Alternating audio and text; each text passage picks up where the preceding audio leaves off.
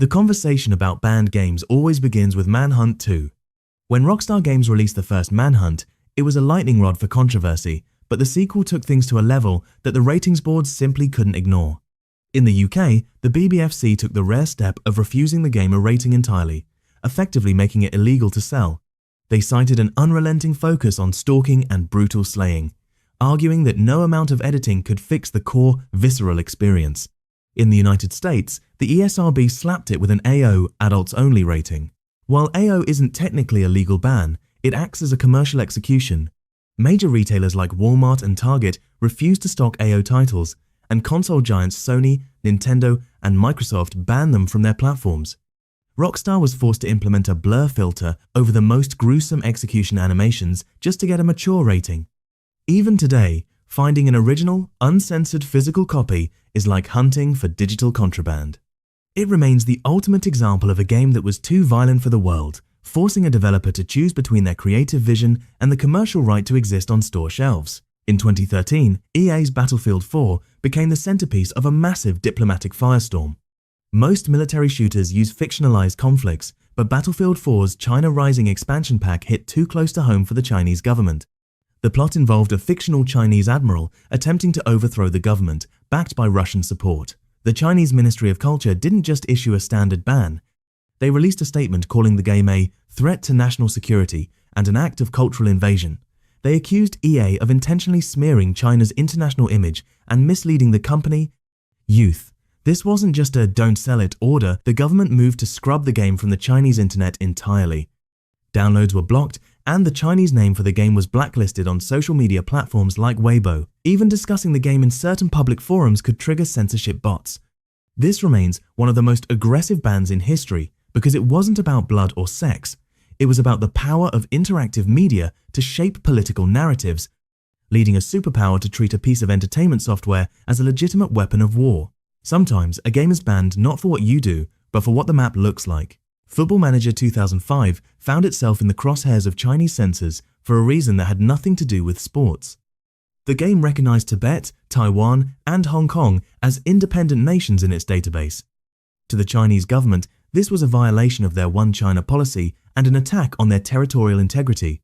The game was banned, and any copies found were confiscated. Similarly, Paradox Interactive's Hearts of Iron was banned in China because it depicted Manchuria and Xinjiang as independent entities during the World War II era.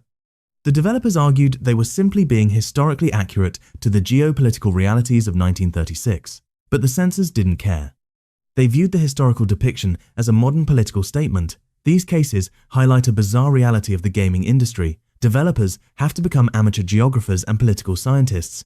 One incorrect line on a map or a wrong flag in a menu can lead to a game being wiped from an entire country's market, proving that in the eyes of some governments, the world inside a game must strictly follow the rules of the world outside it. Religion has played a massive role in the disappearance of certain games, particularly in the Middle East.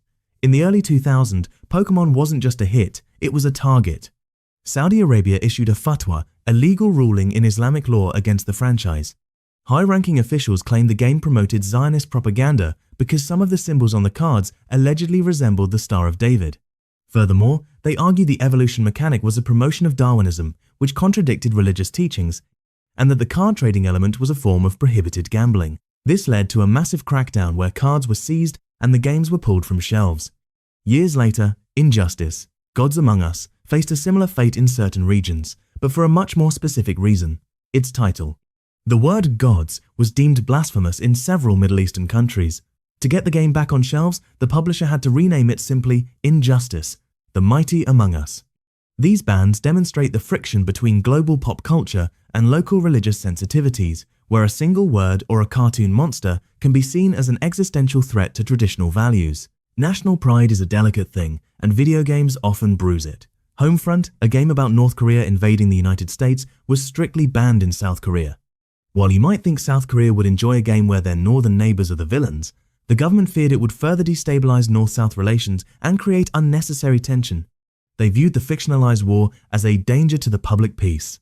On the other side of the world, Spec Ops: The Line was banned in the United Arab Emirates, specifically in Dubai. The game is a harrowing, dark deconstruction of war that takes place in a sand-buried, post-apocalyptic version of Dubai. Seeing their hyper-modern, luxurious city turned into a gruesome graveyard for American soldiers didn't sit well with the UAE's National Media Council. They didn't just ban the game, they effectively erased its presence from the region. These bans aren't about protecting players from bad content, but rather protecting the brand of a nation. When a game uses a real-world location as a backdrop for violence or failure, the governments of those locations often decide that the fantasy isn't worth the perceived insult to their reality. The ban of Mortal Kombat 11 in Ukraine is one of the most fascinating examples of modern symbolic censorship. You might expect a Mortal Kombat game to be banned for its legendary fatalities and extreme gore, but in Ukraine, the issue was a piece of clothing. One of the character skins for Scarlet, called the Cold War skin, featured a hat with a red star and aesthetics clearly inspired by the Soviet Union. Following the 2014 revolution, Ukraine passed decommunization laws that strictly prohibit the public display of Soviet symbols, much like Germany prohibits Nazi symbols. Warner Brothers realized that instead of fighting the legal battle or attempting to patch the game for one specific region, it was easier to simply pull the game from the Ukrainian market entirely. This created a bizarre situation where fans of a fighting game were denied access to a global title not because of the Mortal or the combat, but because of a cosmetic outfit that violated local laws regarding processes, historical trauma. It serves as a reminder that as the world becomes more politically fractured, the global release of a video game is becoming an increasingly difficult legal minefield for developers to navigate. In recent years, we've seen a shift from banning games for content to banning them for behavior. Roblox and PUBG have faced massive bans in countries like India, Nepal, and Pakistan. In India, PUBG Mobile was famously banned alongside hundreds of other Chinese-linked apps during a period of border tensions with China. However, the official reason cited was data security and the protection of sovereignty. In other countries, these games are banned for being addictive or corrupting the youth. For example, the Turkish government recently moved to block Roblox, citing concerns over child exploitation and the inability to moderate the millions of user-generated rooms. This is a new frontier for game bans. In the past, a game was banned because of what the developer put in it. Today, games like Roblox are being banned because of what the players are doing inside them.